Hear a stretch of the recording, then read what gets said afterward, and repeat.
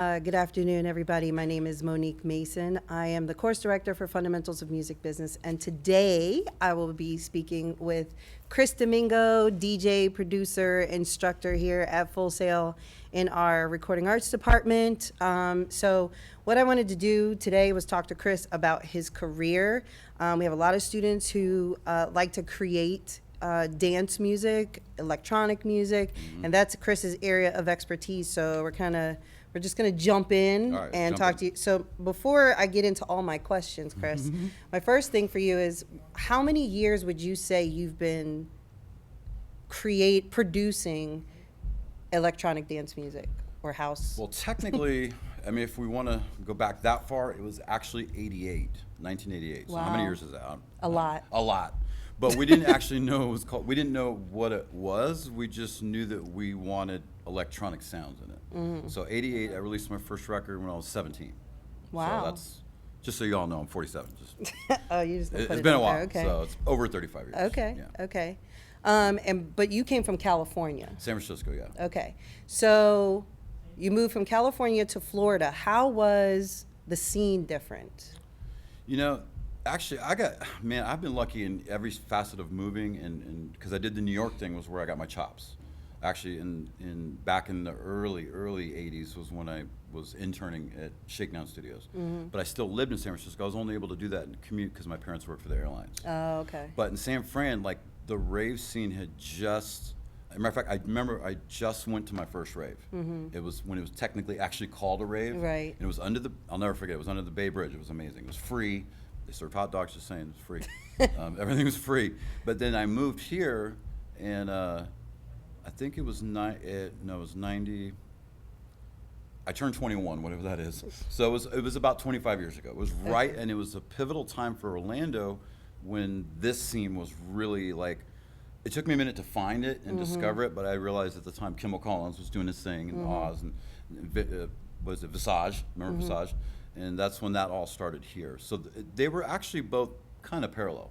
Like, the scenes were both up and coming at that time. It was just the beginning of rave culture in general. Okay. I mean, if you think about it. Yeah. So, yeah. So that brings me to two questions. So the first question is we tend to group everything dance, including some aspects of dance pop, and it all gets thrown into this broad category of EDM. So how do you feel about that? I mean, there's a lot of subgenres. Like, I love house music, but the house music I like is more soulful house. There's all these. So what are your thoughts on that broad term? To be honest with you, the first time I ever heard the term EDM, I was kind of like, what is that?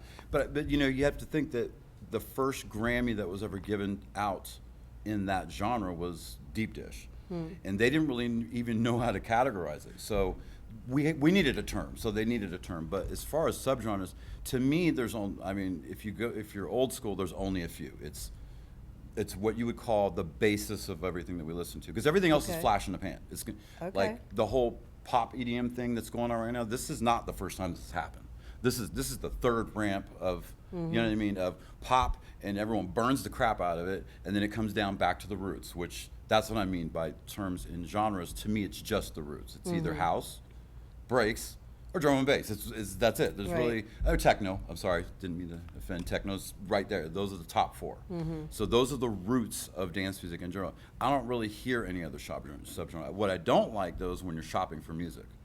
That makes it very difficult for any electronic DJ, because back in the day, we don't have the filter system anymore. Like when we used to shop for music, it was vinyl, cassettes, CDs, whatever. You walk into the record store, which was the hub. Before it got to the record store, there was already a huge filtration system that happened. The distributors decided whether they wanted to buy your record, and then the stores decided if they wanted to buy your record, and then the store owner decided if you wanted to put you on Record of the Week, which was on the wall. If you're on the wall, that means you're pretty much selling the record. So you would walk in and pretty much you already knew what was hot. Now you just don't. You're sitting in these very confusing, and they're all wrong. I'm sorry, I love Beatport, I love you guys, but they're all wrong. Every subgenre is completely inaccurate. They're just not doing their job. You listen to the track and you're like, it's supposed to be, what do you like? What kind Soulful house? It's not. It'd be some rando track, and so you just have to just keep searching and searching and searching. So I just stick with the top four is what I would say. Okay, so what category do you put your music in specifically? You know, it's funny, like the house heads, they put me in progressive category. The progressive guys put me in the house category. And the reason why, there's a reason for that. Because it's all about tempo. I know a lot of people don't know it. Like it's tempo, shuffle, like what's going on in the music is what defines that genre. And so deep house is range right now is anywhere from 116 to 120. They would never go above 120. Okay. Progressive guys are 118 up to like 127. So, and I'm right in the middle. And not only is, you know, my drum tempo the same as house, but all my lines are musical because that's just the way I write. I'm a musician. I'm not a guy that just writes beats. Okay. So that puts me in the progressive category. So I'm both. I'm a little bit of both. Like if you go to any of where you can purchase the music, you'll find me in all those categories. Oh, okay. But so are you consciously aware of that when you're creating your music? actually, no, I'm not. It's just that I love all the genres, including everything, rock and roll. I love metal. I love all this. I love the classics. Mm-hmm. But tempo-wise, what makes me feel right is about 120, which is right smack dab in the middle of where deep house and progressive would basically split off. You said you're a musician. What instruments do you play? I'm mostly a keyboardist, but I Okay. grew up as a drummer. That was my first instrument ever was drums. Played that for about 10 years. Then I discovered turntables in 84, I think, 1984. Yeah. That was it. The drums just went, that was it. Right. No more drums. So it's drums first, and then obviously DJing, but then my whole family, they all know how to play piano. I never got taught how to play piano, so I just self-taught myself. So now I play keyboards. But. So what are your tools for creating your music? Like what software are you using? Like what are you creating with? Most people doing composition right now in electronic music are using Logic. There's a reason for that. The engineering side of me would say it's a sound engine. The musician side of me would say it's very easy for a musician to compose in Logic. You do that same composition in Pro Tools, it's a completely different ballgame. Like I just have them separated. If I'm doing a band, I'll use Pro Tools. If I'm doing anything electronic, it's usually going to be composition-wise. It's going to be Logic. You know? Okay. But as far as the tools in Logic, I mean, I use some of the stuff software-wise, and I know you're getting to the in-the-box question because I can see it coming, and we'll get to that. But I'm 90% analog, but Okay. I wasn't always 90% analog. So it could be any keyboard. I'm a performer, so I don't use MIDI. I know a lot of people are like, whoa, you don't use MIDI. The only thing that's on time in any of my music is the kick. Everything else is performed and written. I physically record it. When I find the one that works, I snap that in and use it. But that's not how everyone does it. If you didn't come from the recording world, you don't know how to do that. You're only using Logic in the box. That makes sense? So, but learning, actually I learned that from rock musicians. Like recording them as an engineer, I learned timing, right? Human feel and that whole thing. And if you don't know that, your music, like if you listen to my music, the reason why it sounds that way is two things, analog and human feel. So, but that's not how every electronic musician thinks, you know what I mean? Right. But that's just the level I want to take it at. I don't want to just be the guy that knows how to write beats and bass line, because that's what most people think about it anyway. They hear the 4/4 and they're like, house music, or whatever. But if you listen, a lot of the tracks, like all of me and Misty's work, were written on piano first. We wrote and composed the piece, and then we turned it into a viable house market record. So that's just the way I write, though. So this is kind of all over. So I'm gonna come back to Sure. you and Misty. I want to, because I am gonna come back to the in the box aspect. Okay, sure. Mariner, how'd you meet Mariner? How'd you guys connect? And then, well, let's start with that. How'd you meet Mariner? What's that work relationship like? I met Mariner back in, I think, '92, but he was doing some different type of genres recently, and I kind of heard a record that he did, and I heard it. I heard it. I was like, oh my God, he's such a great musician. I'm like, why is he scatterbraining his music? Because he was going all over the place, and I wanted to kind of center. I'm the guy that doesn't let artists die. I'm a friend, so if I see you and you're writing music and you're really good and you just stop, I'm gonna call you and be like, what's going on? Where's your music? And that's what I did with Mariner. I heard one record of his, I forget the label, but it was really good. And then I heard his next record and it was like a completely different genre. I'm like, they can't follow you when you're doing that. Meaning, if I did a drum and bass track right now, people are like, who is Domingo? Who is this guy? You know, Right. I've been in the same genre. Because you have a brand. Right. Yeah. Right. So I pulled him in on a remix, and he did a beautiful job. And since then, me and him just we see eye to eye on how to construct sounds, and that's very important for me, and that's why I normally don't partner up. I've only been partners with two people. It's who you're getting to, Misty, and Mariner. And it's because we see each other's eye to eye on engineering as well as production. Like Mariner, prime example, here's a voicemail from Mariner. Hey, Domingo, I spent 4 hours working on a clap. Hangs up. That's the type of guy I want to work with. He spent 4 hours on a clap that we're going to use for this track. That's that's what I love. I love that. I want every sound, every little tick, everything we do is custom, not a preset. It's custom from beginning. So. Okay, and so how does that compare to your relationship with Misty? She's the same way. The only difference between Misty and her is he obviously doesn't sing, but she's a great engineer. We see eye to eye on how to construct songs. Now, me and Mariner's, the way we work's a little bit different, but we're finding a really good groove right now because he's not on remix with me anymore. We're doing full on Production. Releases as a brand. Okay. And so right now we're currently signed to Colorize Enhance, and we're going to do 3 with them, and then we're going to move on. But we have a whole brand coming, as we progress. And I want to talk about that Yeah. too. So we're finally coming up with a system where, he'll come up with just these random ideas, and I'm really stronger at arranging. So he'll just throw all these out. Like I'll open my Dropbox and be like, oh my God, what is all this? And it's just random stuff. But then I'll go, oh my God, that. And then we'll just start to Build off of it. like one little bell loop that he did spawned the whole track that you love. That's it. It was one little. I forget what the bell is right now. I forgot my own track. That's funny. But it was one little bell loop, and that's what he does. He triggers all the ideas in my head.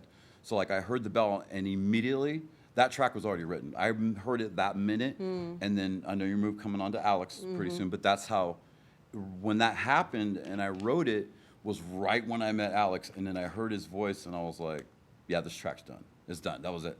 So that's what he does. He triggers it for me, and then we just kind of go back and forth. And we'll give each other little tasks that we have to do to finish it.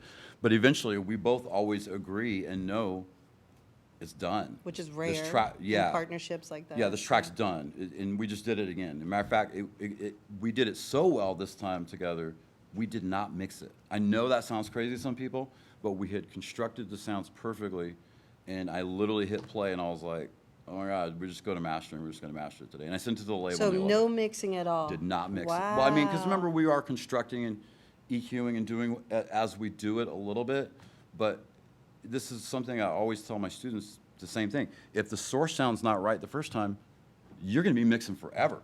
And even when me and Misty would do a final mix, it would be 1 hour, maybe, because we had constructed it right the first time. Like, this is one common mistake I've seen, not one, but many, but a common mistake that most electronic music, they try and write an idea, and then they'll start switching out the sounds. And that's the worst thing you can do, because now you just change the whole contract. Right. What we do is we start with the low end, and we build out harmonically from there. And I know that's a weird way to look at it, but if you're doing that, you're balancing it as you go. So by the time you're done, it's pretty much mixed. So you have a nice workflow already in place. Yeah. That you pretty much stick to. Yeah, and we're getting faster at it. Every time we do I a record, it's can happening. see that, yep. We already finished Alex record 2, and we just did a remix. I think that was a rare. We finished that remix in, I think, a week. So wait, let me make sure everybody knows what we're talking about. So on the post for this event, at the bottom, you should have seen a link to the track Freaking Out, which is Chris Domingo, Mariner, and Alex Sky. And Alex Sky just happens to be a graduate Yeah, I think of he Full graduated Sail. 6 months ago, maybe now. It's been a while. It's been a while. He was also one of my students. I remember He was awesome. He was a great student.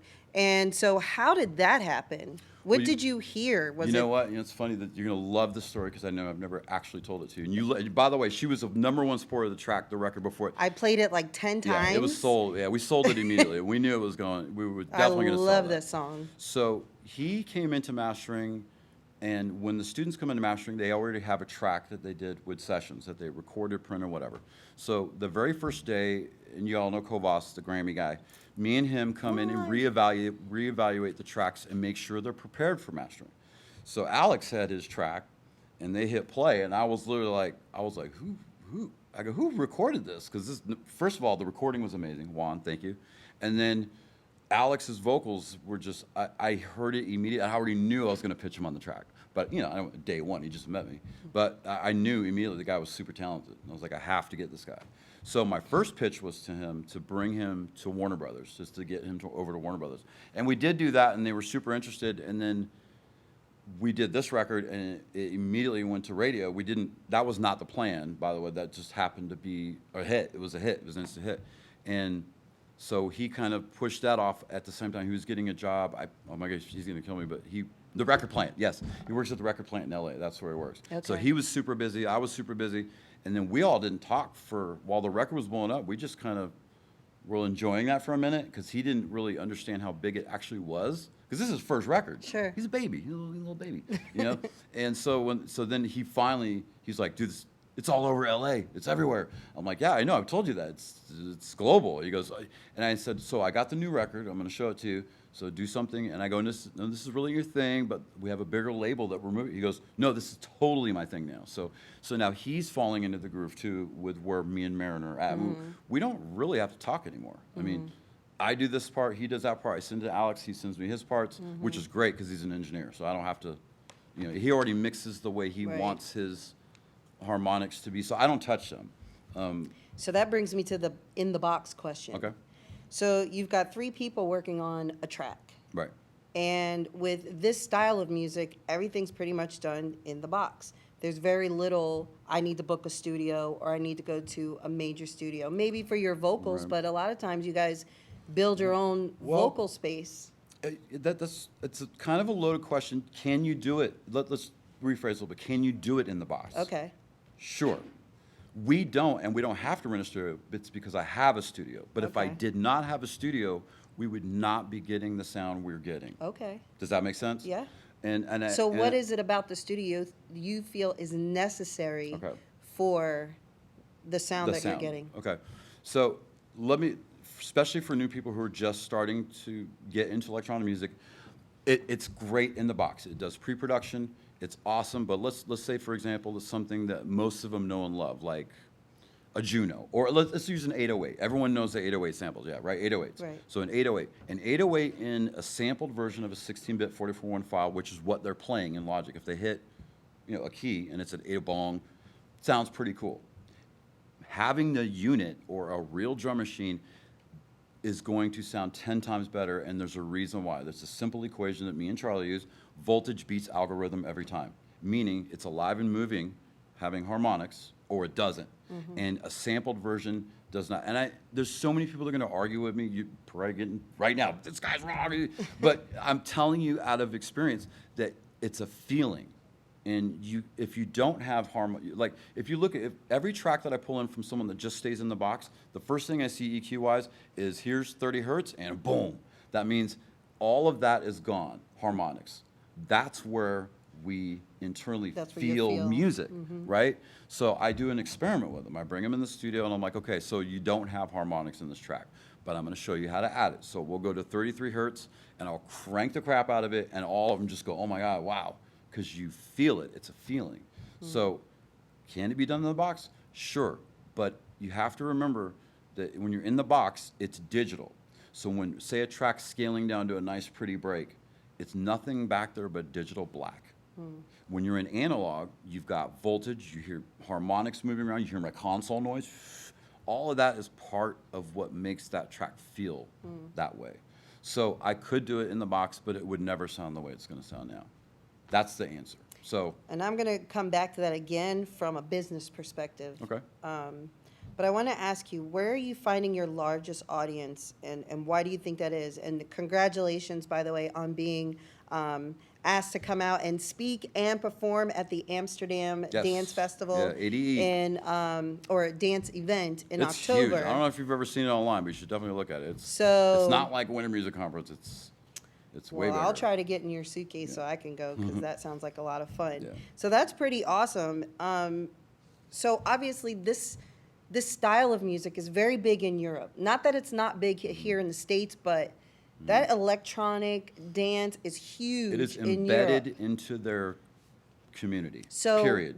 are So, you finding that your largest audience is overseas? Yes, yes. You know what's the old saying? You're never big in your hometown. Yeah. That's totally true, but we're talking about countries. Here's the deal, like I've learned this in general, and this is what I've always said to and musicians coming up, think globally, not locally, because you're never gonna please the dude down the street. I don't care what's going on in our town anymore. I can care less, because It's so much bigger than that now. And we my have the mentor internet. told me one thing, and I never forgot it. Never listen to anyone unless they're doing better than you. And that is the truth. So I can't follow that because I've gotten sucked into our local scene many times in a row. I'm like, and then my sound starts to change again. I'm like, wait a minute, like I'm not doing what I think is global. So yes, the answer to your question is, if I look at my royalty statements, which I know you're gonna get to too, it's Stop like cheating. huge. China, Russia, everywhere, but I mean, we're like in the 3/4 down. It's U.S. Right. But it is, and you have to remember that their culture's a lot different. Like we have CNN, they have BBC. Yeah, BBC. The BBC has the biggest radio show in the world, Radio 1 with Pete Tong. What do we have? They're reporting crashes and wrecks and bombs. I'm just saying that like house music is embedded into the average culture the way it is. And when we dropped off, and I'll give you a reason why, is because when we first shut the late nights, that was a huge impact. People don't realize how You're big. talking about Orlando specifically? I'm talking about the United States. United States, United States okay. on the 2 o'clock shutdown, because usually we would start at 2 a.m. and go till noon. And there was a reason for that. Whatever. I know what you're laughing about. I'm not but saying a word. I saw you at the club. What are you talking about? You were there. You were there. Shh, I saw her at the club.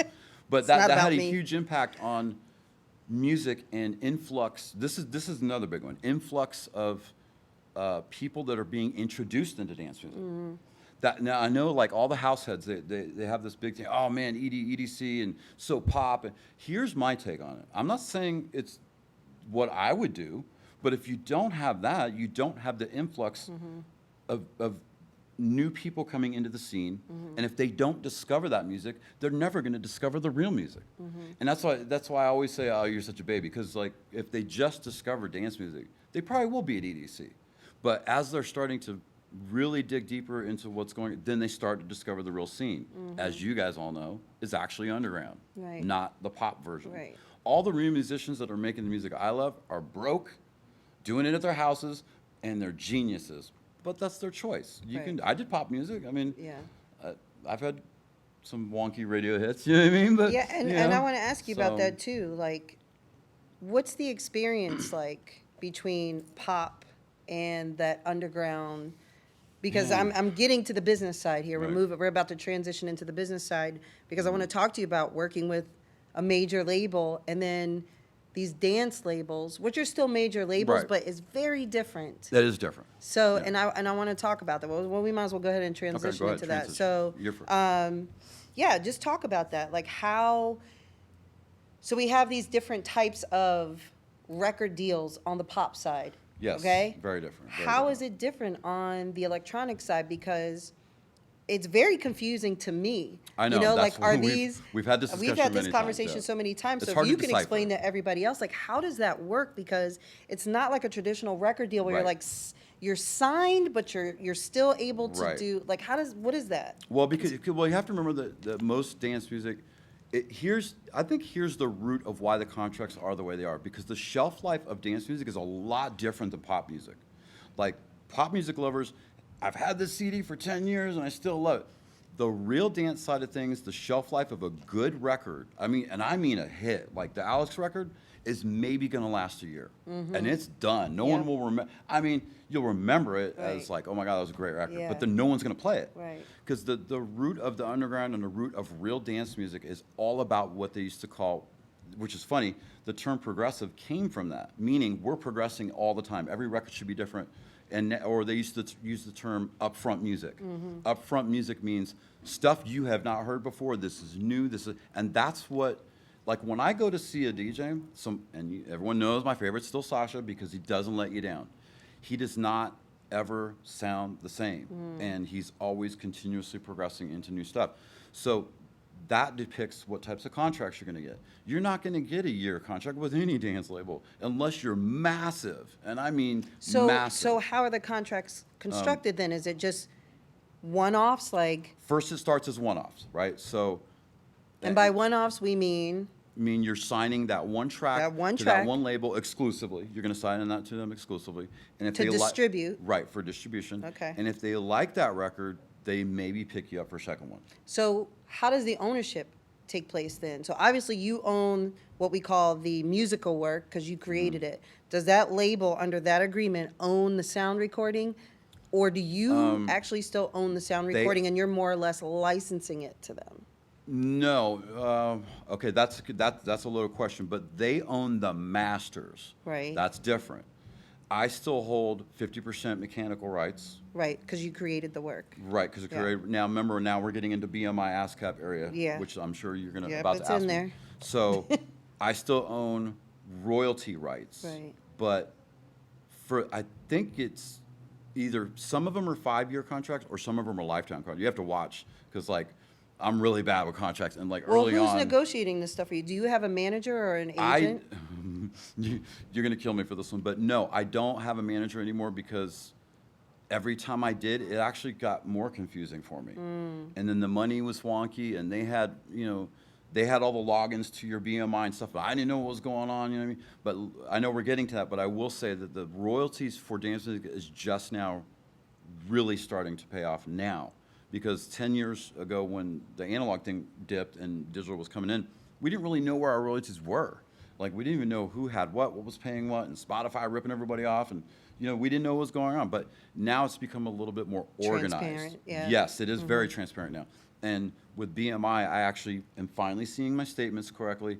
And since it is digital, they actually have it where I can go all the way down to the day it was bought, where it was bought, the town. It's awesome. Oh, But it nice. used to not be like that. Yeah. You know what I mean? We should just go, did we make any money? No, all right, cool. You know what I mean? So it's just a little bit different now. Now, back to the contracts real quick. As you're starting to progress as an artist, and I don't mean that like how many records you put out, how many quality records you put out, because there's one thing that I will say about our scene versus other scenes is they are all watching each other. We all know what each other do. It's not that big of a scene. So like you don't think people know what you're doing, but they hear your progression. They see you moving to this label. They know what you're doing. You know what I mean? So like when we got to Colorized, they knew we were going to immediately pop out a good record. So they were like, we're going to sign you to a 3-single deal with options. And I think that's what we're getting to is the options thing. So, and it actually can bite you in the butt. And it bit the label in the butt really good. And I actually felt good about that because they gave me crap about a record. So let me explain. So we did our first record for Colorized. They loved it. Came out, it was Shine with Misty. And they loved it. And then they get the option. What the option means is for the next 3 singles that I do and with Misty or whoever that we sign that contract with, they have the option of picking up the next 2, and we can't shop it to anybody. Right. Now, if they decide to pass on it, So they've got right of first refusal on it, right, basically. correct. That's the Yeah. correct term. Yeah. If they pass on it, we can shop it to another label. Well, unfortunately, this is kind of a funny story. So we handed them Prisoners. I don't know if you ever heard the Prisoners track. Loved it. To me, it was an escalation from where we were at the time. And the label got back to me, and they were like, we don't like this record at all. And they actually were very rude about it. Wow. And there's more to the story, but I don't even think we have time for this one. But one of their own artists from the label had told me that he was an A&R for the label, and he wanted to hear the track, so I gave it to him, and he tried to shop the track to the own label. It was a long debacle, like a whole thing. So finally, I was just like, you know what? Are you passing on the record? And like, yes. I'm like, okay, cool. So me and Misty go, well, who's their biggest competitor? So we found them, shopped the record, they picked it up, and it blew anything they did out of the water that year. So they were like, might not want to pass on options. Yeah. So that can go one or two ways. Yeah. You know what I mean? So. Well, smart move on you, though, going to the competition. I only did it 'cause I was mad. Just to dig. Yeah, I did. You just did it as Yeah. a dig, I know. So they didn't have, so now we're back to Colorized, which is with Alex's record. So, I mean, you kind of talked about it a little bit. What would you say are your biggest negotiation challenges in this genre versus some of the stuff you've done with the more Like commercial Warner pop? Brothers, Yeah, Sony. yeah. You know what it is, man? It's like some of these labels contracts are very, I grabbed them from the internet and we're going to put, I know. I didn't hear it. And I've heard it from. Everybody close your Yeah, I ears. know. And you know Chris J's wife, the lawyer? Yeah, Davy J. Okay, Davy, Amelia yes, and thank J. you, Davy. I love her to death. So she was the one who really finally made me go, okay, I got to start looking at my contracts, because we had a record that me and Misty did, and for some reason it kept coming out on all these other releases in Moscow, and we're like, what is going on? How are they, is this legal? So I showed Davy the contract. She goes, Chris, you signed the entire life away. I was like, what? So again, I wasn't paying attention. So lesson, don't pull contracts off the internet. Yes, don't Whichever camera. don't do that. Yeah. No contracts off the internet. Yeah, so I was just signing. Actually, Misty, I will give Misty credit for this. She really got me to start watching them closer. Good. Because she goes, you know that you just signed our other record away without, and the remix wasn't even on there. I'm like, oh my God. So I pay attention more now, but the working with the majors, they're so organized. You know what I mean? I mean, they have lawyers. They know what. By the time you get the contract, it's perfectly. It's. And you're dealing with POs. Right. Invoicing. Right. So it and I just feel like, why any major's not going to rip you off. They're just too big to rip you off. Why would they? You know, they have too big of a name to protect, and they want to protect their artists as well. So, but the fly-by-nights, they really don't.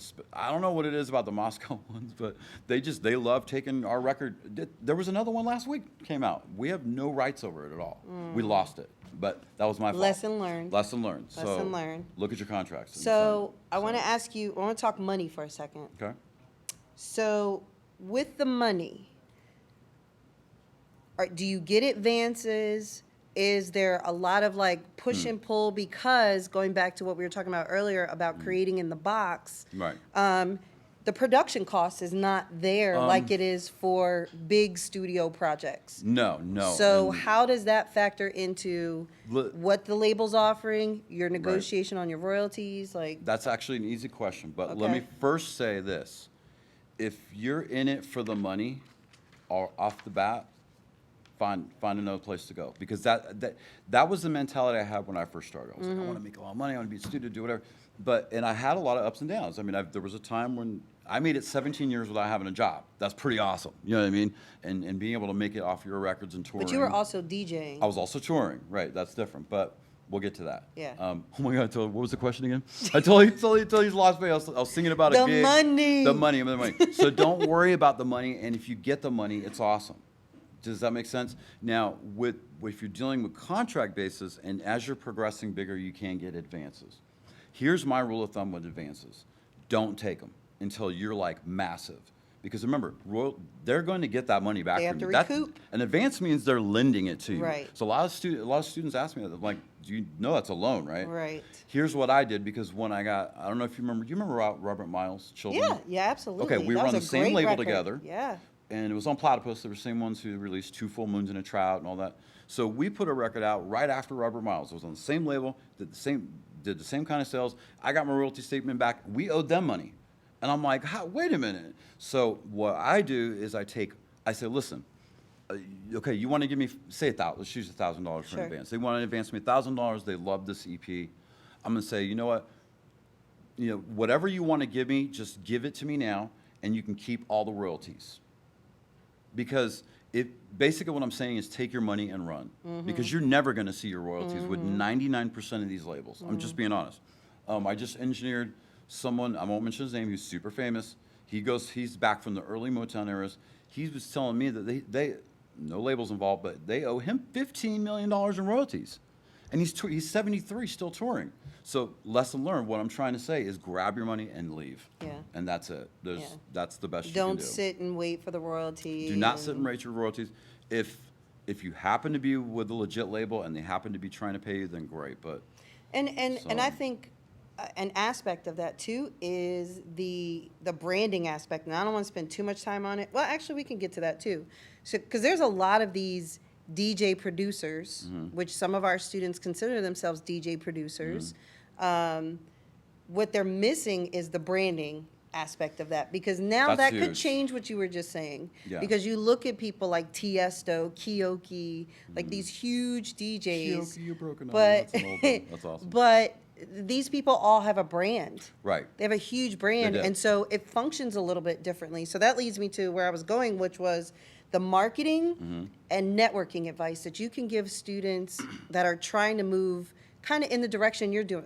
Because I do come across students who want to be DJs and producers, Right. and I try to talk to them about the branding aspect of you need a brand if this is really where you're trying to go and make the kind of money that we're Right, if that you're you're shooting for seeing. bigger money, Not yeah. what you're talking about. Like, Right. but I think you could still obviously do well. No, You know what I mean? absolutely, But absolutely. can you talk about where? Let's talk about networking first. Let's talk about, yeah. 'Cause So that- where should they be networking to make this This is happen? a huge one, man, and a lot of people like that are in the business. I don't care what you're doing. If you're doing rock and roll, if you're doing dance music, you're doing whatever type of genre it is.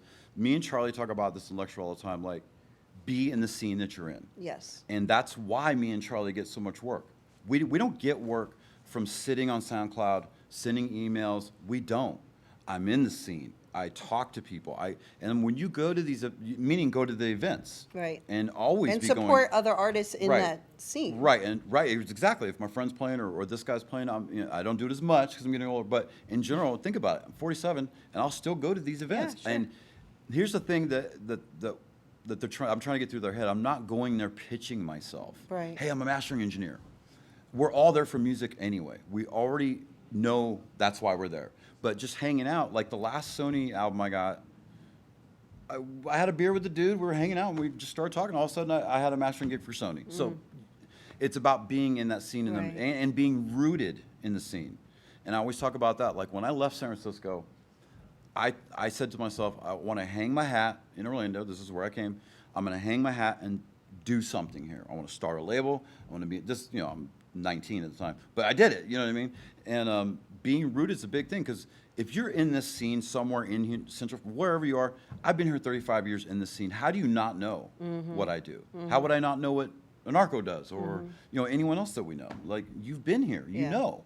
So that's what I mean about being rooted. So if I know in your early 20s you keep moving around, but eventually you need to settle down into a scene and represent that scene. Like I don't care where I am, what I'm doing, whatever. No matter, everyone knows no matter what I'm repping Orlando on that. It just doesn't matter. I've been in the scene releasing records and have not stopped for 30 years. So I'm repping Orlando, and the more roots you get, the more Right. people start to surround. Hey, did you hear what he did? Right. You know what I mean? And that's how you get the gig Yeah. because they like your work. So So before I ask my next question, I know we're getting close to, Oh, wow. I mean, we still have some time, but I want to make sure I encourage anybody who's watching, if you have questions, go ahead and shoot us your questions, and we'll get to them. So we'll give you time to go ahead and type questions into the box, and we'll get to your questions in a second. So one of the things that I push with my students a lot is revenue streams. I tell them, don't pigeonhole yourself in this one space. And by that, I'm not talking about the style of music. What I'm talking about is what you're getting involved in. Right. And you not only produce music, but you also DJ and you're a mastering engineer. this is a big one. Me and Charlie have a chart. I wish I had like a thing to click on it, but And by Charlie, he's talking about Charlie Webb, yeah, who also teaches here, who teaches mastering. Yep, correct. And he put a nice little chart together of how his workflow would be in a month. And mine now back in the 90s, let's just flip back to the 90s. We had hard product, so like you can even be the most minimal label at the time, making tons of money. We were an indie label on Curry Ford, clocking 200,000 a year, 200,000 a year off my income. And that, as a 20-year-old kid, that's pretty good. But you can't do that anymore. Yeah. So what she's talking about really is being involved in several different things. I don't want to work in an office. Okay, let's just go back to the roots of things. We know. I love music, and that's what I want to do. You want to be in the studio. Right. So I'm surrounded by that. It doesn't matter what. Like, let's just take last week example. I did 2 post things for commercials. Right. I did a piano piece for someone that I had to get. It doesn't matter what it is as long as it's involved in what I'm doing. Mastering's bread and butter, obviously, because there's tons of people. Everyone needs something to master, right? I take on mixed gigs depending on if I really love the project. But again, sometimes I get bombarded. Like me and Charlie got bombarded the last couple of months where I couldn't even get to my music.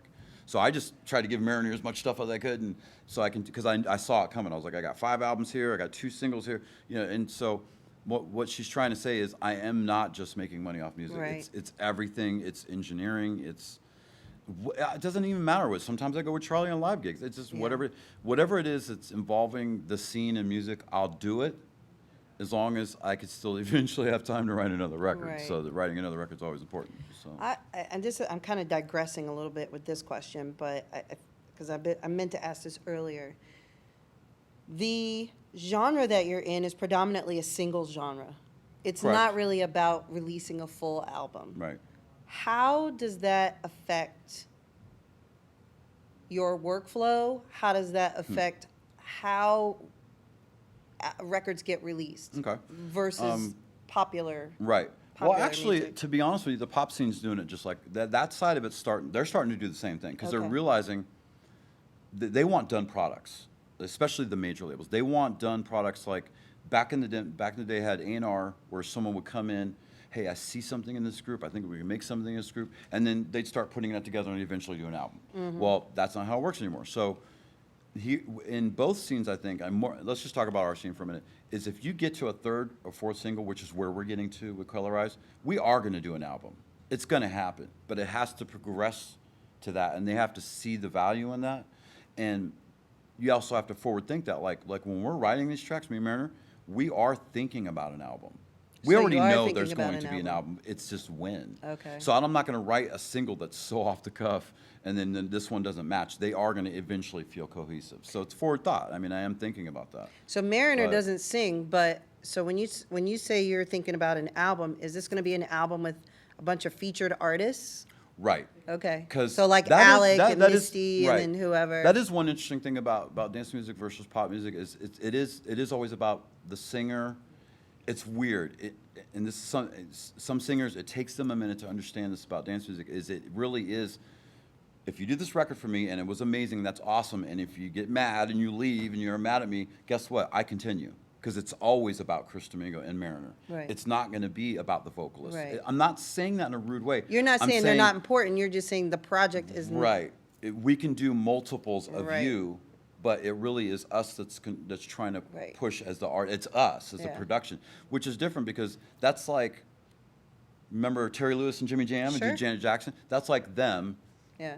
with Janet, but Janet was bigger than them. Yeah. Imagine it was all about Terry Lewis and Jimmy Jam featuring Janet Jackson. Right. That's what that's like for us. Right. So, and some artists do have a full-on vocalist that works with them forever, but I'm starting to realize that I shouldn't do that. I want to move on and do multiple things and try different things because Alec's rocking it right now, but eventually he's going to want to do something on his own, and then we're going to move. But me and Mariner will continue doing whatever. You know what I mean? So it is Do you have an official partnership with Mariner? Like, have you guys created an LLC or you just? No, you're going to Oh laugh. gosh. We'll talk about that later. Well, we didn't know it was going to go. We know. We Okay, didn't- well then- This is all recently like It just kinda- becoming a really good like boom. Yeah. The record came out. We did the remix, and we love each other. I mean, we just do. We vibe off each other every day. The funniest emails and the funniest. And where is he? He's actually, okay, this is funny. I didn't know where he lived for a while. And I knew he's somewhere down in Oviedo or whatever. So I drive out there, and there's nothing but horses, and I'm freaked out. I don't like horses. They freak me out. So I was like, wow. And I go, can you imagine if? Because you're a city boy. Yeah, I'm a city boy. So I live right downtown Lake Eola. So you could imagine like him and like the music that he's producing, and that's where he lives. There's like a horse and a cow. I was like, what is this? It's crazy. Yeah, That's but why anyway. he's sending you But he sounds. He's like basically- out there with a. Right, he can't hand deliver. But no, he's in Orlando basically. Just Okay. think of it that way. All right, that's He's down cool. the 408 somewhere. Don't tell people where he lives. 1914. Poor guy. He's like, I'm gonna kill you, Chris. No, he's good. So I'm almost scared to ask this question because No. we Is got this to something tighten we- up your business. All right, no. We'll get there. For us. So you're doing all these one-offs and this, that, and the other thing. So does that mean you're getting a bunch of 1099s at the end of the year for your taxes? Yes, they're all independent. Every Yeah. single one of them. So you're just getting 1099 after 1099. Yeah. That's a pain in the butt, huh? But I mean, not really. If you had a good year as a dance artist, you probably did stuff on maybe 10 labels. Mm-hmm. I mean, that's not huge. Do you use an accountant? Never mind. No, Sorry. we'll talk about that. Man, you get me in trouble. But me and my family, my family ganged up on me and discussed this with me that they are actually going to take over my finances because I'm really bad about that. Well, at least 'Cause you I can don't admit care- it. That's the No, I don't care because start. in the end result, I'm cool with the money. I don't care what I get paid. Look, you're not I'll- living on the street, so No, we're good. I always say that. As long as I got a studio, cell phone, and a car, I'm cool. So, but that's not the way my sister looks at it because Minimal. she's very business like you, and she's Okay. like, "Why you don't have this?" You know what I mean? And even my niece jumped on me. I was like, "Okay, can we not do that?" I'm like, "Here on a vacation, can we just?" But no, they're on me. I got to get that straight. Yeah. Because there's probably a lot of money I'm losing too. But this is the conundrum of being the artist side and the business side. Right. And So- but you said you didn't have a good experience having a manager. Maybe it's just you didn't have the right manager. In the 90s, I went through about 10. Wow. So, I mean, really, the only thing I would use a manager for now would be to control flight shares between gigs. Aren't you got a red light? Yeah, I know. What does that mean? We got a question? Time to go. Oh, it's time to go. Oh, I thought we had a What? question. No. We had 0 questions online? Are you No, serious? because that just means we did a great job. That means we're So awesome. thank you, Cool. everybody, so much Thank for you joining for us, having us. and have a great day.